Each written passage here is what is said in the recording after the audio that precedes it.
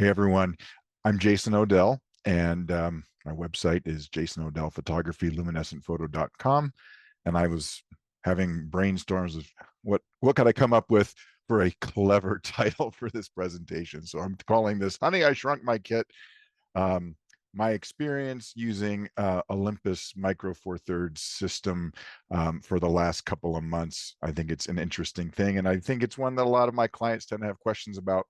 So I'm going to talk about that in today's webinar. So hopefully this is interesting and answers some questions. Hopefully I can answer your questions about what I know about the system so far, and we'll get on with it. So I'm going to start with a little disclaimer, and then I'll talk about some historical perspective on smaller format camera systems, because this is nothing new. And then I'll specifically go into some stuff about the Micro Four Thirds system and what I'm using. And then hopefully I'll be able to address the typical questions that most people have, including myself, because I had the same questions as many of you probably have as well. So I will try my best to address all of those. So start off with a disclaimer. This is my personal experience. I was looking at getting smaller format systems for a long time. I've had a variety of smaller format systems. Um, my first digital camera was a smaller format system. My first film camera was actually a smaller format system. So this is my personal experience. I'm not sponsored by anybody. And all of the equipment that I have that I share, I purchase myself. If I choose to buy it, it has to come out of my own pocket. So I don't buy things lightly because I have to pay for them. Anyway, that's my disclaimer. When I show photos like this one, I love marmots. Um, Usually people will look at a picture like this and the question will be, wow, that's a cool picture. Where did you take that picture? Or my favorite, you must have a nice camera. That's one of my favorite ones but they never typically say, what format did you use? Did you use a 35 millimeter camera or did you use a, whatever? And so this one was obviously, I took this, everybody can tell from this photo, right, that I took this with an Olympus Micro Four Thirds camera. Probably not. Um, Pictures are pictures. And so your camera and the system that you use should really do two things. And this is the message I want to leave you with today. You should enjoy using it, and it should be able to take the allow you to get the kind of shots that you want. And if you come home with pictures that you like and you were happy doing it, then everybody's had a good day. So your what that system is will really depend on your own personal needs, because they're all really good these days. Let's talk about small format cameras throughout history, because they've always been controversial. Okay, this is nothing new. Throughout history, photographers have been faced with the trade-off between system size, i.e., the form factor, and image quality. This is always the problem that we have. Larger formats, no matter what we're talking about, larger formats tend to produce higher quality images. And so we naturally assume that bigger is better. This is a bias that we all have had from, especially if you shot with film. But this goes back forever. This goes back over a century in terms of that. So the assumption that bigger is better, of course, depends on your particular point of view. Um, and that's what I'm going to look at today, the particular point of view. If we go back to the early 1930s, I got this from a web article, this picture, most people in the press were using Graflex or Graflex view cameras. This is a 4x5, 4x5 camera. It weighs 3 kilograms, so not light. Um, it's over 6 pounds of camera right there. Obviously, you could use them in the field, but it wasn't the easiest thing. And then in the 1920s, Leica comes out with their 35 millimeter rangefinder camera. This tiny little thing weighs half a kilogram, 50 millimeter f2 lens. Well, what did that really mean? Okay. Um, Small format's been around forever, because when photography first started, like daguerreotypes, they were 8 by 10. That was the standard format, was considered 8 by 10. And anything smaller than that was just considered small format. And like I showed you, those 5 by 7 or 4 by 5 formats were used all the way up until the 70s by the press. And it wasn't really until it's not that 35 millimeter format hasn't been around for a while. It's been around since 1924 with Leica. The film has been around longer than that. Edison sort of came up with the 35 millimeter movie film. But it wasn't until Kodak introduced the 135 format, the film cartridges that we know, which made using 35 millimeter cameras much easier to load the film. You had the little one use cartridges, canisters. But there were other formats, and there have always been other formats. You got 120. So this was like your smaller medium format, right? Your 645, 6 by 9, 2 by 2, 2 1/4, like the Hasselblads and the Raleigh cameras, the Raleigh Flex. 110, 110 cartridges. I bring this up because it'll come back later, but 110 was 13 by 17 millimeters. And my very first camera, my very first film camera was 110.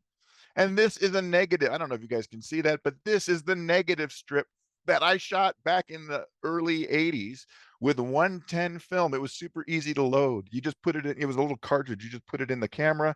And so when I was 8 or 9 years old and I got this as a gift, it was a camera that I could use. It took terrible pictures. I mean, and I mean, I got usable pictures, but you certainly couldn't enlarge them.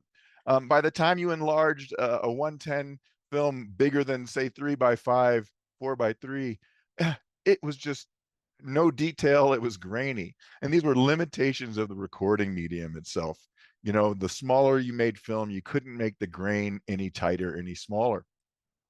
So here's a quote from the very first, from a 1937, from the fourth issue of Popular Photography magazine. It came out in 1937, and this is a quote by Thomas Uzel. The little German optical jewels you carry in your sagging coat pockets make many experimental exposures expensive, though perhaps they would do better if they were carefully made one good one. Their shorter focal lengths make the ultra fast exposures more practical. You can hop about quickly, mini in hand. He means a miniature camera. He's talking about 35 millimeter Leicas, and take photos of children and babies at play with all the detail that makes a picture pulse with naturalness and life. The good pictures have never been taken by anyone hopping about. Spelling error was part of the article. I claim there is just one thing they cannot do and apparently are never going to be able to do. They can't make clear pictures. This is what 4 by 5 or 5 by 7 photographers said about 35 millimeter film format in the 1930s. By the 1950s, almost everybody was switching over to use 35 millimeter film. And certainly by the time we got to the 35 millimeter cameras like the Nikon F in the 60s and the 70s and the 80s, 35 millimeter format was entrenched as the go-to film format for its convenience. Not necessarily because it made the best pictures. You still needed to use a larger format if you wanted detail. But the combination, the practicality of 35 millimeter format is what made it so popular. It was its form factor. You could carry it around, and because smaller film sizes gives you greater magnification. Let me show you a picture that I found online. This is a 5 by 7 Graflex Big Bertha with I think that is the equivalent of a 1,000 millimeter lens. This camera weighs 120 pounds, and they were used by photojournalists all the way through the 70s, okay, even later. That 1,000 millimeter lens in 4 by 5 or 5 by 7 format is probably something like 200 millimeter equivalent on your 35 millimeter camera. So you can understand why 35 millimeter was well suited for certain types of photography, even if the absolute detail and resolution did not rival that of what you could get from a bigger sensor. Here's an article from the very first issue of Popular Photography in 1937, Volume 1, Issue 1.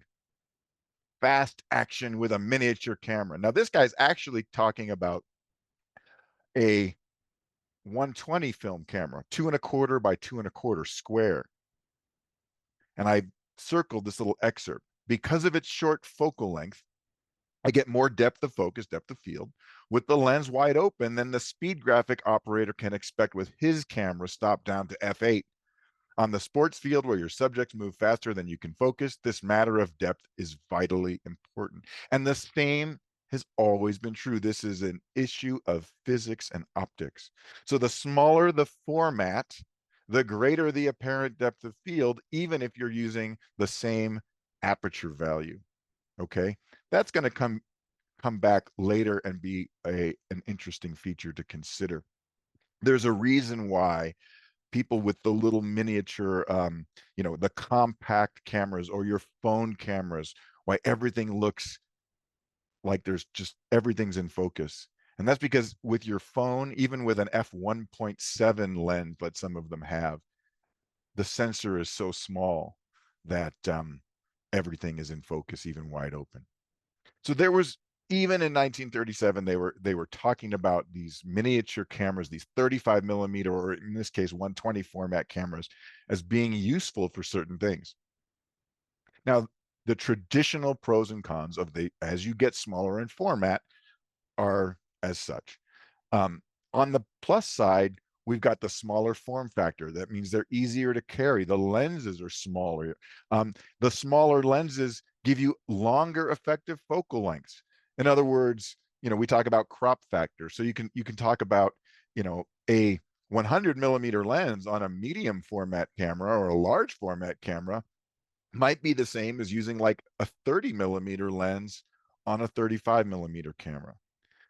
You get greater depth of field at any given aperture, and that will just depend on the sensor size itself, the form factor. And this was true with film too. Okay, on the negative side, we've always had these concerns, these lingering doubts in the back of our head about image quality.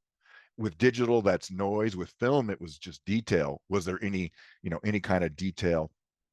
Because with film, once you get down to the film grain, you run out of the ability to resolve fine detail. And of course, the converse of this greater depth of field thing is that it's going to be harder to get a shallow depth of field with the smaller that your sensor is. So as you go up in sensor format or film format, the depth of field gets shallower and shallower, and that's a valid use case. Okay, I'm not going to dismiss that.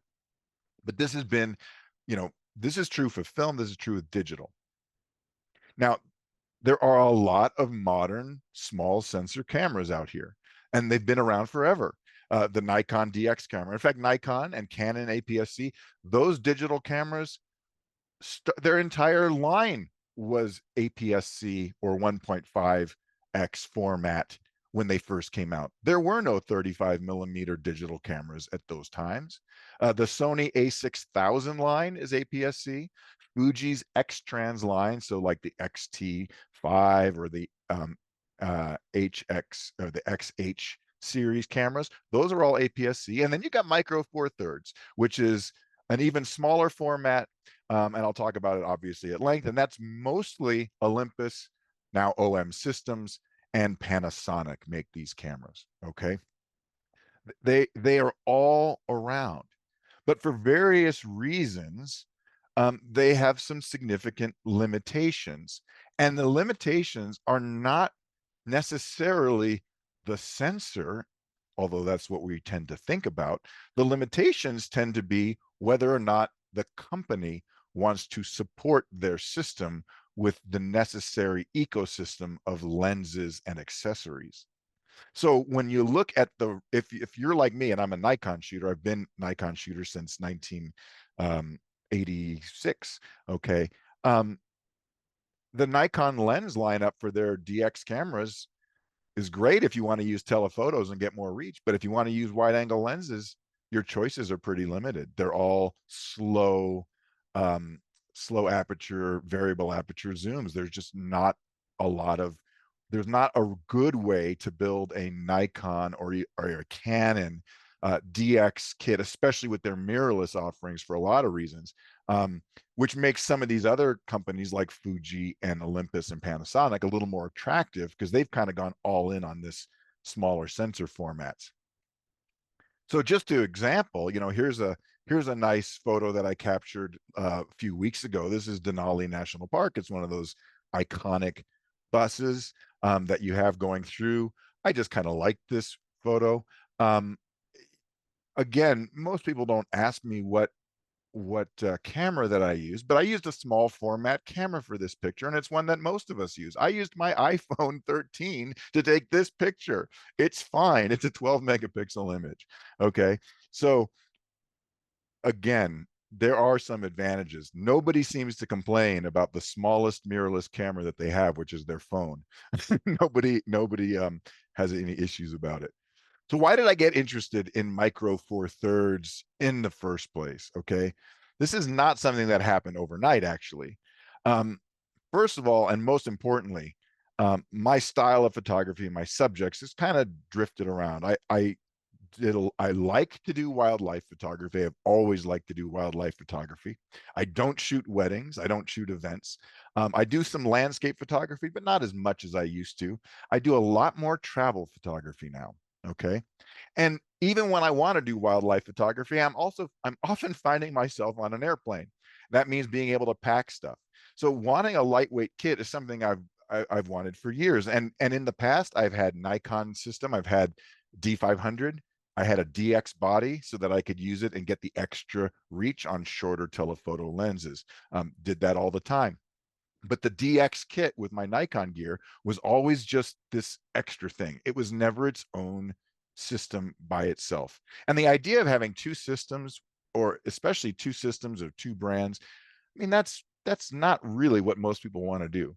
Most of us don't want to have to deal with maintaining two systems, buying two systems, or do you sell something? What do you do? There's a lot of practical reasons why having multiple systems is not ideal. Um, I also hear about Olympus cameras from my clients. Many of my clients are Nikon shooters. Okay, for obvious reasons. Again, I've been shooting Nikon forever, and I still love the system. No one's getting any younger, and I would hear my clients when they would switch to something different or use something different. My Nikon clients aren't going to Canon. They're not necessarily going to Sony. Okay, they're not changing to other full frame or 35 millimeter format kits, but they are changing to either Fuji or Olympus because they wanted smaller stuff. So they've been happy with that. And I've actually been recommending Olympus kits to a lot of my clients who aren't invested heavily in an existing system because it's a nice compact system. But of course, I had concerns. I had the same concerns that everybody else has. Do I want to spend on this? Are the cameras as good? Is the image quality as good? You know, I hear about it, but if you don't try it, you can have a lot of hesitation. And I had that hesitation um, up until last year when Olympus brought out their OM1 body. And this past spring, um, I went with a group of clients to an eco lodge in Panama, and I'm going again next year, hopefully in October. And I was bringing my this guy, the Nikon Z9, great camera, does everything I could ever possibly want it to do. And my dad was there with his OM1 and a 100 to 400 lens. And at the end of the day, his kit weighed 3 pounds and mine weighed 7. And when it's hot and humid and you're carrying things on small planes, you really start thinking. And so I started thinking, and so I decided I would just see about trying this out. So let's talk about the 4/3 format before I get into anything else. Um, it actually started off back in 2001 as an alternative digital format. But it was a collaboration between Kodak and Olympus. It has a 4:3 aspect ratio, hence the name 4/3. And it has a 17 by 13 millimeter imaging area. In other words, we're back to that 110 film, which, like I said, for film was awful. It was terrible. Now, Micro Four Thirds came out in 2008 as more of a lens format standard for mirrorless cameras. So the same sensor, but at Micro Four Thirds, it was for mirrorless cameras. Prior to that, they were DSLR style cameras. Okay, same sensor format. So of course, as you can imagine, what else was happening in 2008? Well, 2008 was when Nikon rolled out their D3. Um, I believe that's when it came out, or end of 2007. All of a sudden, the big players, Canon, Nikon, they're going to 35 millimeter format. Why? Because everyone is telling us we need to get the larger sensor to get more pixels, to get better quality, and to finally use our cameras with the native lens focal lengths that they created in the first place. When Nikon came out with their DX cameras in the early 2000s, they did not come out with lenses for the most part to match the system. There were a few, but they didn't really have things like fast primes, those kinds of lenses. They were just assuming you were going to use the standard lenses on their crop sensors. And that's why we call them cropped, because Micro Four Thirds is not cropped. It's full frame for that format. But DX in a 35 millimeter body, especially if you ever used an old one like a D100, that was a crop compared to what the lens system was built for. So that's why we talk about those terms. Now, Micro Four Thirds compared to 35 millimeters is a 2x crop, and it means you're going to have twice the effective focal length for any given lens. So if you have a 12 millimeter lens in Micro Four Thirds, that's the same as a 24 millimeter lens in 35 millimeter land. And then you're going to get twice the effective depth of field at any given aperture setting compared to 35. In other words, an f4 lens shot at f4 will, will be f4, but the image will look like you shot it at f8 if you had been composing it similarly to 35 millimeter format. Now that can be good or bad, and I'm going to show you some situations in which it is actually pretty cool. Now let's talk about these concerns that we have about Micro Four Thirds. And I'm sure you guys shared many of the same questions that I had, because I had these same questions. And I'm going to try to use some example images. I'm going to go into Lightroom and Photoshop and show you a few things that I've done. Number one, concern number one, and this is what everybody says, well, there's not enough resolution.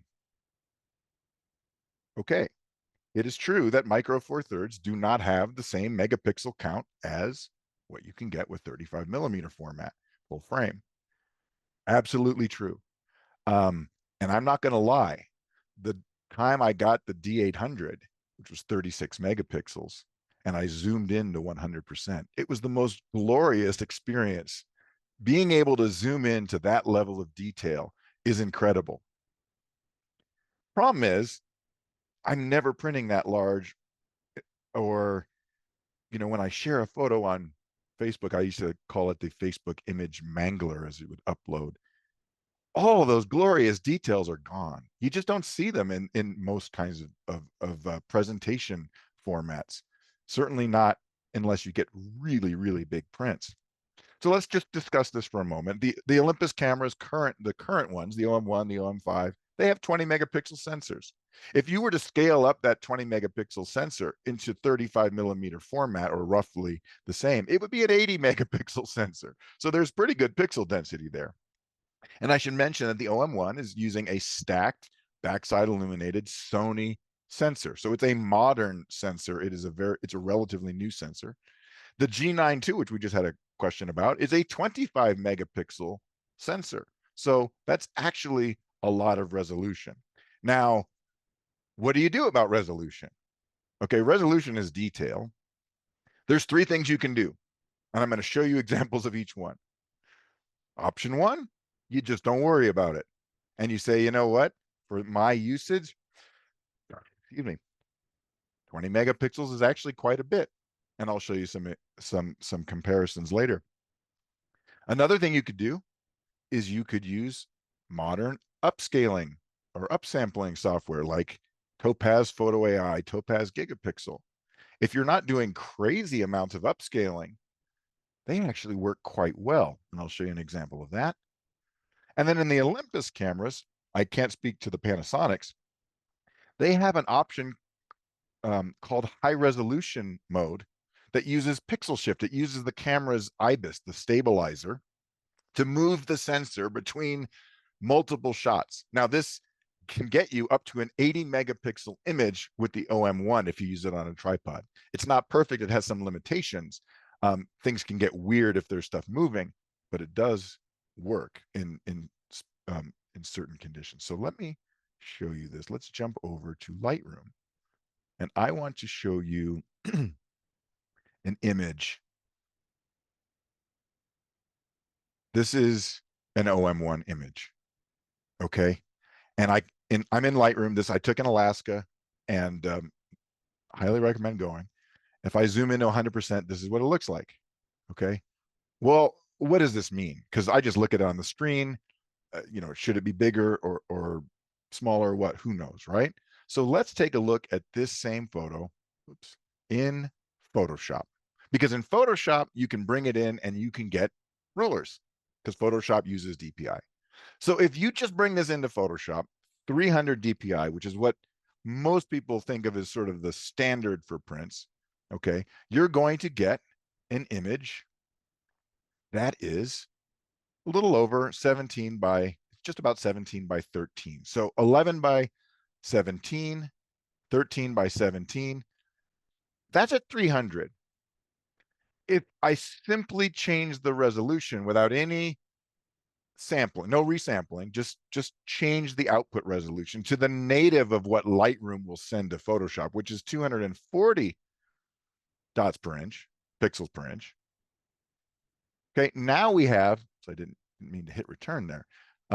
Now we have, just coming into Photoshop with no resizing, a 16 by 21.5 image. For most people, that's plenty. If you've ever printed at home, you know that you can actually drop the resolution more because the larger you print, the farther back you stand. So it's true that unless you're looking at 30 by 40 inch prints from 6 inches away, you probably won't see a lot of detail. So if I just simply dialed this down to 150 dots per inch, now I'm at 35 by 26 almost. And if we just say view print size, this is what it looks like. Now this is without doing any tricks. Okay. So that's one thing you could do. And be happy with that. So that's option one. Save this. Option number two, as I said, was to use something like upsampling software. So here's a member of the Royal Canadian Air Force down here in Colorado Springs. This image is the raw image. And again, I sent it over to Topaz Photo AI. So this is 5,000 by, this is my 20.1 megapixel image. And I took the same image and I used AI upscaling and sharpening to upscale it to 8,000 by 6,000 pixels. Here you go. So that's a 48 megapixel file. And when we zoom in, there's a pretty good amount of detail there. This held up quite nicely. And I find that for as long as you're not trying to do crazy, 3-4x enlargements, these new AI-based upscaling tools are pretty incredible. They do a very good job. They're not perfect, but sometimes they work just fine. So that would be a way I could print this easily out of Photoshop. I could easily make a 30 by 40 inch print. Okay. Option three is this feature that's in the Olympus cameras, this pixel shift thing, right? So here is an image that I shot up in the mountains in Colorado using that. This is handheld, okay? Obviously a non-moving subject here. And it's 8160 by 6120. This is a 50 megapixel image natively in RAW, and you zoom in and you can get all the details that you want. And had I been on a tripod, I could have run it as an 80 megapixel file. Now, again, it's not foolproof. You don't want moving objects. The camera is taking multiple pictures and blending them. As anyone who's ever done HDR or um, image stacking, or anytime things move, you can run into problems. But for some things like certain landscapes, this can work just fine. So here's a 50 megapixel file that came directly in RAW format out of the OM1. Okay, so that's what you can do. Let's move on to your other concerns. Okay, and this is a subset of number one, which is, well, if you don't have the resolution, you can't crop as much. As I just showed you, that is true. You're going to lose resolution as you crop in. Now, you could use some of these upscaling tools and do things, but let me talk about the two reasons why people crop. Okay. The first reason is because you just need to make the composition better. There's a distracting object, whatever. These are minor tweaks, minor crops. Okay. You can do this with any file. It's not a big deal. If I go down from 20 megapixels to 18 megapixels, who cares? All right. It's just not a problem. And again, I could up-res it if I really wanted to. But then there's the reason that most of us 35 millimeter shooters crop. It's because we don't have enough reach. In other words, we don't put enough pixels on the subject, right? This is normal. You go out there and, hey, I've got a 45 megapixel Z9. I can put this into DX crop mode, get 50% more reach, and come out with a 19 megapixel file. More on that later, but you can do it, right? And it works, and we do it all the time. Or we just crop in. We crop into a postage stamp. Well, here's the thing. With your 35 millimeter format, why don't you have the long lens? Because you cannot afford an 800 millimeter lens. The Nikon 800 millimeter lens is $6,500. And that's pretty cheap compared to some of these other lenses that they sell that are $12,000, $13,000. Let's face it, we're not probably buying those. So you crop in with this extra resolution that you have on those wonderful sensors. And now you're taking your 45 megapixel image, you're making it a 19 megapixel image, but it's still very good. So we can agree that 19 megapixels is actually pretty good. Okay. But with Micro Four Thirds, you have twice the reach. So for example, I have a lens that is a 40 to 150. It's a little lens. That's the equivalent of a 300. And that lens isn't more than $800. Okay. So these are so lenses in those longer focal lengths, when you start figuring 2x crop, 2x reach, they become a lot more affordable because you're not carrying around these gigantic pieces of glass that are engineering marvels. They're awesome. Okay. So here's just to give you that same example. With this lens, which I just got,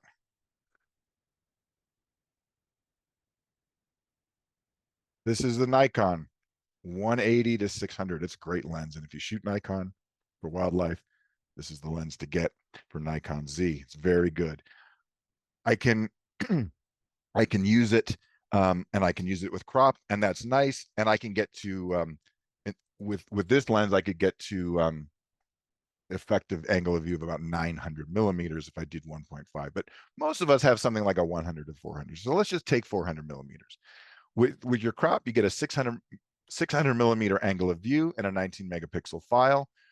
With the OM1, with the same 400 millimeter lens, which is, by the way, a lot smaller. Okay, 400 millimeters right here. I get 800 millimeters natively without having to crop, and I can zoom. So I can put more of those 20 megapixels on my subject. So that's a cool thing. Question number 2, are you concerned about dynamic range for things like landscapes? This is a fair point. In general, the Micro Four Thirds cameras have less dynamic range, or any cropped sensor camera, any APS-C camera will have less dynamic range than the big high megapixel full frame 35 millimeters sensors, which actually have less dynamic range than the medium format digital. So let's look at the plot. Dynamic range decreases with ISO. And here is the Olympus OM1's plot. What you can see is that at ISO 200, its base ISO, we have just under 10 stops of dynamic range. So we got like 9.5 stops. Okay. And it falls off as you go up with ISO. This is true with every camera. And Olympus has some extended low ISOs, but because they're extended, you're not getting any additional dynamic range if you shoot down here at 100 or at 80. And there's a cool website that you can plop in different cameras and compare them. So if we compare the OM1 to the Nikon Z7 II, which has one of the best sensors out there, okay, even better than the Z9, what do you see? Well, you see across the board that for the most part, when the ranges of ISO overlap, that for any given ISO setting, the Z7 II will have about a stop of usable dynamic range more than the OM1. Okay, fine, that's what I expect. Where does the ISO really get better? Well, it happens as you drop the ISO down to 64 with the Z7 II. And this is using the Z7 II full frame. I'm not doing any cropping here. So this is the full frame. If we look at the same plot, but we set the Z7 II to its DX crop, 1.5, look what happens. Because now we're magnifying all those pixels. You see more differences.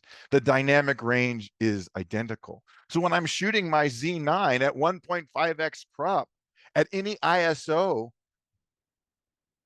higher than at 200 or more, there's no difference in dynamic range. So your wildlife shots, those kinds of things. So where does it happen? It happens when you can shoot the lens or the camera in without any cropping at low ISOs.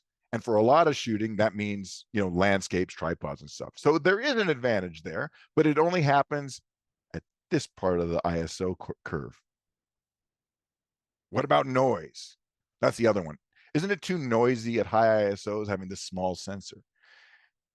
And this is one of my concerns. Okay. I do a lot of high ISO shooting with wildlife. I like shooting wildlife. I said at the beginning, that's one of my favorite things to photograph when I can. And noise is a concern. And I think a few years ago, yeah, you would have seen some of these differences. So let's talk about the noise, and then let me talk about modern noise mitigation tools. Okay. I'm going to go back to Lightroom, where I have some raw files. And what I've done with these raw files is I've turned off the luminance noise reduction. So these are both ISO 8000 files. We're going to zoom in to 100%. And what do you see? What you see here is grain, both ISO 8000. Which one's which? Which one's better? Which one's worse? Well, first of all, it doesn't matter because we're going to clean it up anyway. But just looking at these, there's not a huge difference. I could maybe argue there's a little bit more grain going on in this shot, but there's slight differences in exposure, right? You can see it in the out of focus areas. The shot on the left was the OM1. The shot on the right was a Z9. And like I was telling you, the noise characteristics of these sensors at higher ISOs, especially when you crop in, these were both cropped. This was cropped using DX mode. So this is a 19 megapixel image on the right. This is a 20 megapixel image on the left. So they're the same resolution file. Okay. And the noise is actually pretty well controlled. But let's go and look at what I did when I ran that same image through modern software, through DxO's Pure Raw plugin, and then I sharpened it using Topaz Photo AI. This is not a problem here, folks. This is an ISO 8000 photo that I would have no qualms about printing large. If I wanted a photo of a spruce grouse in my office, here it would be. Okay. Probably not going to print that at 16 by 20 anyway, but I could. So the modern noise reduction tools, the AI based tools, essentially eliminate all of the concerns you might have had about noise. So all the files are going to have noise. And so you can use AI based noise reduction, AI based sharpening, and AI based upscaling. And so sitting here today with the state of the software and it's always improving, those concerns that I might have had 2 years ago, year and a half ago, 2, 3 years ago, they're just not a problem. And I say that's the same thing when I shoot my Z9. I mean, it was great to clean up the noise at those crazy high ISOs. I actually have a shot that I got in Alaska, ISO 12,800. I don't know if it's in here. Yes, let's look at this one. ISO 12,800. Tell me I can't print that. Okay. This is a willow ptarmigan. Very cool. And I shot this out of the bus window with my camera. Okay. So the combination of having the reach of that 100 to 400 lens acting as a 200 to 800 millimeter lens and 12,800 cleans up really great with the modern tools. Okay, cool stuff. So then you might ask the question, when do you even need a full frame camera? Need is a funny thing. I mean, it is want. Full frame cameras absolutely have advantages. It's just that for many of us, those advantages are kind of out in the margins. Okay. So when you can shoot at ISO below 200 and put pixels on your subject, in other words, uncropped or very minimal cropping, that's when you're going to get higher resolution and greater dynamic range. Once you're at ISO 200 and once you start cropping in, those advantages become almost a wash. Okay. Full frame cameras, however, they do one thing that is harder with smaller formats, and that's deliver shallow depth of field. So if you really want shallow depth of field, eyelashes only, because you do boudoir photography, weddings, whatever, then you could argue that a larger sensor is probably the better choice. Okay. But I just did headshots of my mom the other day using Olympus and a 1.8 lens. And for those kinds of shots, they were perfectly fine. Nobody would be questioning the camera that I use. And I'm not showing those just because, even though they came out great, my mom is in this webinar and I don't want to embarrass her. So anyway, here's the other piece. And this is the part that I want to hammer home towards the end here. The cameras of today, we seem to dwell on the sensors, how many pixels they have, how much dynamic range they have, what size they are. This is all important stuff. Okay. All of those things are important, but cameras are systems. And today's cameras, the sensors are all very good. Unlike that 110 film, which as you made it smaller and smaller, your images got worse and worse because you couldn't enlarge them much. Just like 35 millimeter was considered inferior in quality to medium format 4x5, okay, or 5x7. The camera that you wrap it around and its features are really important. So let's talk about the system. I'm going to talk about the Olympus system here mostly, because that's what I know. The critical components of any camera system include the sensor itself, so that resolution, dynamic range, noise handling, all of that stuff. But then you start looking at the system beyond just that little photosensitive CMOS sensor. What are the lenses that you have? Okay. How does the autofocus system work? What about image stabilization? Things like VR, IS, or IBIS, whatever. And then are there any other features in the system that are just kind of cool to have? And what I would say is, at least with the OM1 and most of the Olympus cameras in general, and the OM1 in particular, there's some really great things. So if you shoot micro four thirds, for example, there are tremendous options for lenses. You can get 2.8 lenses You can get f4 lenses in zooms, constant apertures. Okay. You can get tiny primes. You can get pro primes that are f1.2. Now, again, you got to double that as far as the way it looks, but you know, that's f1.2, that's f2.8 in 35 millimeter terms. That's pretty shallow depth of field for most things, especially if you're focusing close. Even the 1.8 lenses deliver wonderful bokeh. And then the telephotos, you know, they don't you 400 millimeters and you're at 800 already. So I think I was showing some of these. I just want to just hold up a couple of things. So here is my OM1, and this is a 12 to 45 millimeter f4 zoom.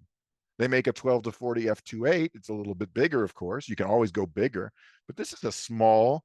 I could walk around with this in most cities and be very happy on a travel photography safari or workshop or just casual photo shoot.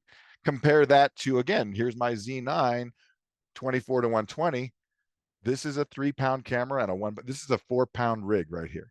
Okay, bigger, not worse, just bigger and heavier. Very good. Both constant f4s. I already showed you, but here's that telephoto zoom. Okay, 100 to 400. It's 2.5 pounds. I can carry this without a neck strap all day long, like I'm not even shooting. That 180 to 600. It's a 4-pound lens. Very light by 35 millimeter standards, but still pretty heavy overall. Let's talk about smaller, lighter, and very well built lenses for the Olympus system. So let's just look at that hypothetical wildlife kit. Okay. Z9 with this big monster lens, the 4-pound lens, the whole kit together, 7.25 pounds, and it will run you $7,200 if you buy it all new. OM, I can use my OM1, put on that 100 to 400. It gives me the range of 200 to 800. Again, this is native range, not with any cropping here. Obviously, you can crop the Nikon one. It's just under 4 pounds. $3,500. Not bad. Okay. And that's what my dad was walking around with in Panama. And I was a little bit jealous, just to say the least. Anyway, so that's a comparison of wildlife kits. Here is my quintet of Olympus and one Panasonic, that Leica lens in the back. That's a 9 millimeter. These are the primes. Some of them weigh that as little as 113 grams. This is the 45 millimeter f1.8. It's a 90 millimeter portrait lens. And I got some great shots of my mom. You can check out her Facebook page and see her new profile photo. It's all good. But these are tiny. So the concept of a travel photographer to say, you know what? I just want to toss a small prime in for something faster. Doing that with this kit is a no-brainer because they don't take up any space and they're certainly not heavy. I cannot say the same thing about some of the Z lenses for Nikon or some of the other, 35 millimeter format lenses. They're so big that the idea of taking an extra prime was just a non-starter. It just was never a thing. So for travelers, if you want to shoot with primes like we did in the old days, just pick up a trio. You can get a 24 millimeter, 35 millimeter, 50 millimeter, 90 millimeter equivalent, and this 18 millimeter Leica. It's a 1.7. So they're all fast and light. There was a question about the f-stop. I just saw it. Thanks for the question. The f-stop dictates the depth of field, but still gives you the same light gathering capacity. Correct. And I'm going to talk about that in just a second. So f1.8, your exposure will be for f1.8. Your depth of field on the 2x crop body or sensor will be, it will look on the photo that you shot it at f3.6. But the actual aperture is the same. That value is the same. So I'm not shooting any slower. These are still fast lenses. Here was me going to Alaska. I had 2 lenses in this shoulder bag. I have my OM1. I have a 12 to 100 f4 zoom, which was very easy to walk around. And I had the 100 to 400 in that bag on my shoulder. That means I had in 2 lenses a 12 to 800 millimeter kit with 0 gaps. This was amazing and it worked great. The Olympus cameras and now also the Panasonic with the G9 II have modern autofocus systems. That means they have things like subject detection. They have phase detection. That was what was added into the Panasonic. So phase detection, autofocus, it's very fast. It can keep up with action. Add in the subject detection, so it can detect faces, eyes, animals, birds, vehicles, car, plane, trains, automobiles, right? And then the Olympus has this cool feature called Starry Sky AF, which actually focuses on the stars. You use it on a tripod is the best way. I tried this last weekend. I have a picture in here to illustrate that. So, um, oh, good point. Olympus does make teleconverters too. So there was a question about their if you use their 2.8 lenses or faster, and so the telephotos, they make these teleconverters. And the 1.4x teleconverter is this tiny little thing. It's so small. They also make a 2x. Okay, so just to show you some examples of pictures that I got with the OM1, this was with the 100 to 400 using bird detection autofocus. I'd say it got it right. It tracked it right across the frame. Here's the grizzly up in Denali with my 100 to 400, and this was cropped in even. This was using the animals, what they call dogs and cats, but there's things that look like dogs and cats. That's how all of the manufacturers operate, actually. They have that mode. And here's Starry Sky autofocus. It was dark, and you just push the button. Yes, this was more of a test shot than supposed to be pretty, but you can see here I captured the Milky Way using that 9mm f1.7 prime lens. So it does pretty good job with that. I have no qualms. How does it compare to the Nikon, the Canon, the Sony? For many of the things, it's just about as good. I would certainly say for the birds and the animals, it is virtually the same. Um, I would say the face eye detection in the Canon, Nikon, Sony is probably a little bit better, but I'm not disappointed in what the OM1 does by any stretch. It's very, very competent. The OM1 offers some really incredible image stabilization. And this is where things get really interesting with those apertures. The in-body stabilization in the OM1 gives you 7 stops of stabilization. Now, a lot of companies claim 4 or 5, it's usually never quite that high. Olympus is actually pretty close to giving you this. What does this mean? It means you can do some crazy handheld shooting is what it means. With certain lenses, for example, the 12 to 100 lens I took to Alaska, it can give you 8 stops because there's vibration reduction in the lens that synchronizes with the body. So these are the 3 lenses that will give you that for right now. That 150 to 400 is an absolute beast. But boy, is it a nice lens. I don't have it. It costs too much. So the ramifications of the sensor being so small, getting such great IBIS, so image stabilization, cannot be overstated. When you combine this with the 2x greater effective depth of field, you can shoot at slow shutter speeds wide open, half a second or even sometimes slower if you're indoors. And what happens is you will still get depth of field because it's like shooting at f8, only you're shooting at f4. So the exposure is f4, but the depth of field is like f8. So you could actually get a dynamic range advantage in certain scenarios. And that's because this IBIS lets you handhold to ridiculously slow shutter speeds. Let me give you one example. An example scenario of an indoor shooting. And I tested this with the Z9. I looked at shots to see where they get blurry. So with the Z9, I can reliably get sharp shots, 1/8 of a second, sometimes down to 1/4 of a second, hit or miss.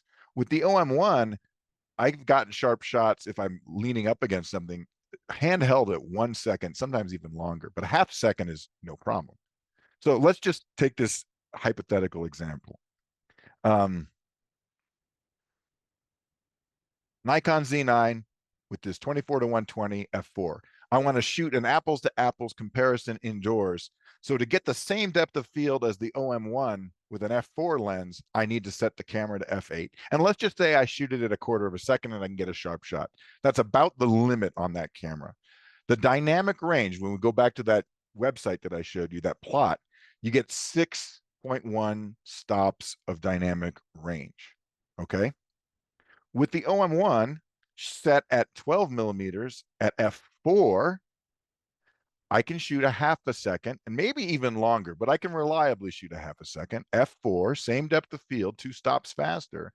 ISO 640. That's 8.1 EV of dynamic range. If my charts were correct. So I actually get almost 2 stops better dynamic range at a half a second or even 1 second shooting, because I'm not shooting at ISO 5000, I'm shooting at ISO 640. So here, the smaller sensor, because not because of the sensor, but because of the IBIS system, because of the stabilizer, you can shoot indoors handheld, um, and get depth of field and not be off the charts on your ISO. I have a question about, I'm seeing the chat here. I'm going to try to answer those. And I'll try to answer everything at the end as well. But if you don't have an Olympus lens, um, they usually work just fine with the Olympus IBIS stabilizers. The only advantage of the Olympus system is that those 3 lenses that I mentioned that have the built-in VR, the built-in stabilizer that synchronizes. So for example, I have this lens. It has image stabilization. It's this 100 to 400. It's an older lens. I actually get better stabilization turning its stabilizer off and just using the camera's in-body stabilization. It's good enough that even at 800, I'm getting good shots. Okay, so that's pretty amazing if you ask me. Okay. Oh, if we went down to, yeah, the third scenario is if I went down and took this to a full second exposure, which I have been known to get sharp shots with. It's a little less frequent. It's sometimes you take a couple. I can get all the way down to ISO 250 in that scenario, and now I'm at 9.3 EV of dynamic range. So over 3 stops better than my full frame Z9. Okay, so that's an interesting case. That's a case where your added depth of field benefits you, because I can shoot at a wider aperture, gather more light, and still get everything in focus. And here's an example of this: quarter second f4.5 in a church in, I think this was in Ketchikan, Alaska. So you might be on a trip where you're going into old churches or old buildings. All you have is the ambient light. No problem. Lean up against the pew. I mean, this was only a quarter second and I was already at ISO 250. I didn't need anything faster than that. Here's an example just for fun. I went outside to see. So I shot this at ISO 6400 because I was handheld. 1.3 second exposure. 1.3 second exposure. Let me repeat that. Handheld with the 8 to 25 f4 lens wide open. So f4. And you can see the stars in the sky. Okay. Very cool. Now, I wouldn't normally shoot this way, but you get the idea of how good the stabilization system is. Now we'll get into some of the stuff that is just interesting, these other things that are kind of interesting, and that is embracing computational photography. Computational photography is why your phone takes such good photos, because it's doing a lot of things under the hood. Most camera manufacturers don't add the computational tools. Olympus does. I think they have room to do even more. But for right now, let me tell you about what these are. These are the following features. Olympus cameras include a virtual ND filter, something they call live ND, up to 6 stops, depending on the camera. The OM1, you can get 6 stops. That means for streams and waterfalls, if you've got a polarizer, you can do long exposures without having to buy additional ND filters and carry them or drop them or break them. You can do in-camera focus stacking. So it'll shoot the entire sequence of a focus stack and then merge them into a JPEG, which is kind of neat. It's not something I do, but I've done focus stacking, and it's kind of cool that it does it in camera. I already mentioned the high resolution shooting option up to 80 megapixels. Again, I would shoot them both ways. But then there's some cool things with the bulb and the time exposures. It's called live bulb or live time. They're the same. Bulb, it's just you press the shutter, and as long as you hold the shutter down, the camera takes a photo. Time, you press the shutter, it starts the exposure.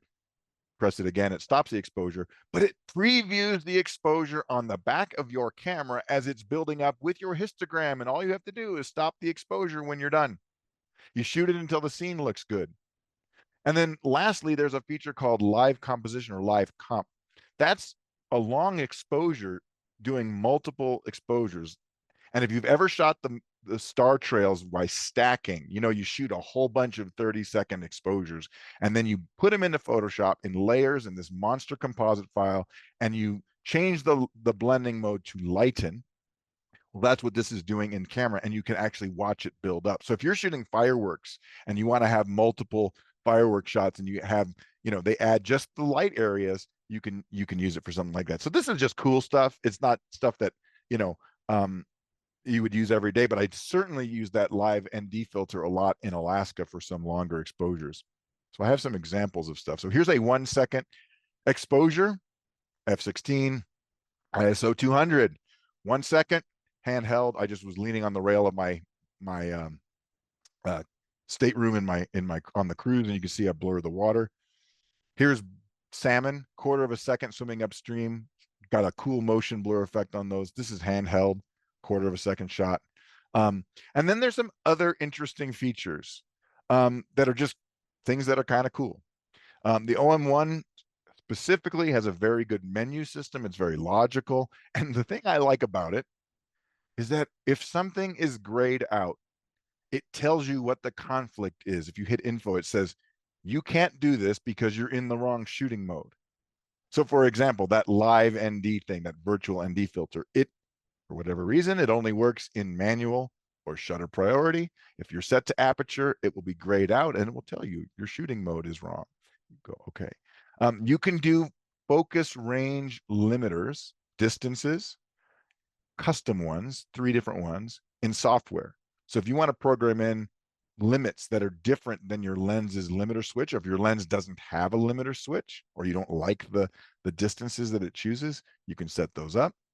The OM1 is dust water sealed to IP53, which is pretty crazy. And apparently there's videos out there of people hosing off their OM1. I don't recommend doing that.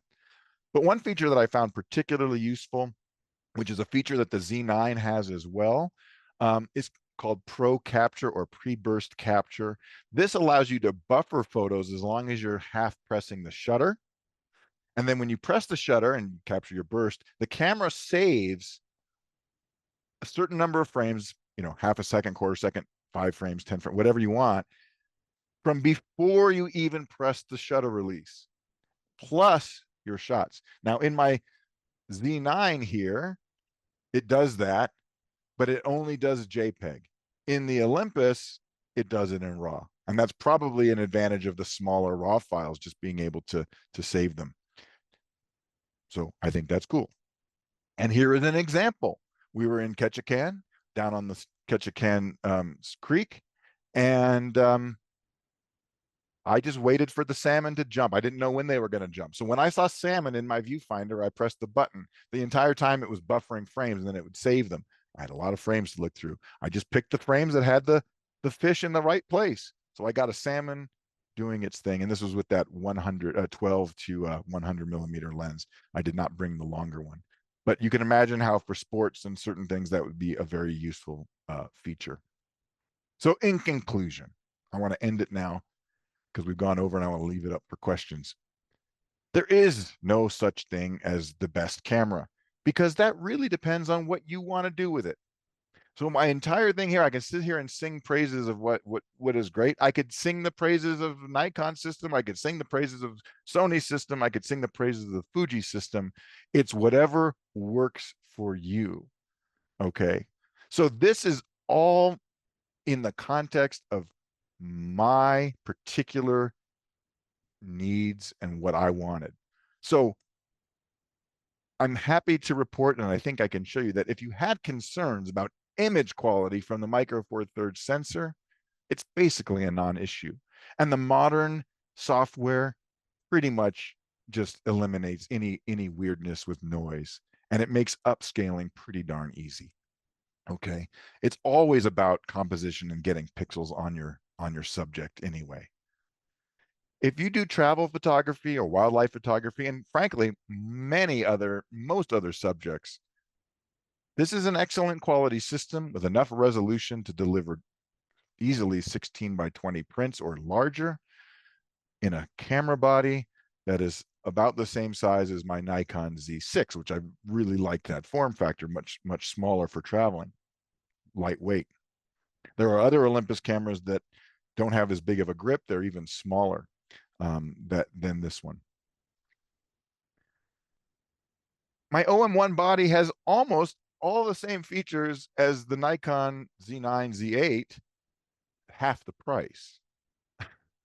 So let's not forget that for a lot of people, dollars are a deciding factor.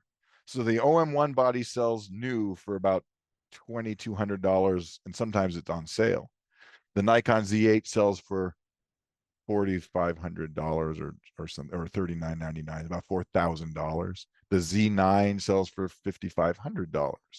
The OM1 has the eye detection, the bird detection, the vehicle detection, all that autofocus. It has a stack sensor. It can shoot 25, 30, 50 frames a second. It can do all of that in a much smaller form factor. And you can get a lot of micro four thirds lenses on the used market. All of those primes I showed you, I bought used, and I saved significant amounts of money by doing that. So that's the conclusion.